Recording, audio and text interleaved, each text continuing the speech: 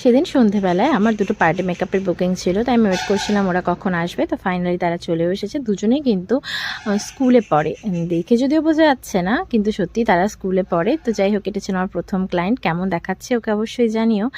আর আমি কিন্তু ওর থেকে একটা ফিডব্যাকও নিয়ে নিয়েছিলাম, কিন্তু ভয়েসটা একদমই ক্লিয়ার আসছিল না, যার জন্য আমি মিউট করে দিয়েছি। আর ওরা দুজনেই কিন্তু ওদের নিজেদের রিকোয়ারমেন্ট যা ছিল আমি কিন্তু তাই সাজিয়েছি, মানে ওরা যেরকম চেয়েছিল ঠিক সেই রকম। তো দুজনকে কেমন দেখাচ্ছে অবশ্যই কিন্তু জানিও। আর ওরা কিন্তু খুবই স্যাটিসফাইড ছিল এই পুরো লুকটা নিয়ে।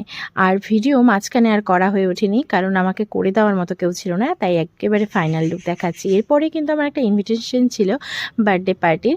তো এই পুচকিটার হচ্ছে বার্থডে, এটা হচ্ছে একটা ভাস্তা আমার বাড়ির পাশেই। তারপর কিন্তু রাতে ডিনার করে বাড়ি ফিরে এসেছিলাম। তো এই ছোট্ট ভিডিওটা কেমন লাগলো অবশ্যই জানিও। আর ভালো লাগলে লাইক করে দিও, যারা নতুন দেখছো সাবস্ক্রাইব করতে একদম ভুলো না। দেখা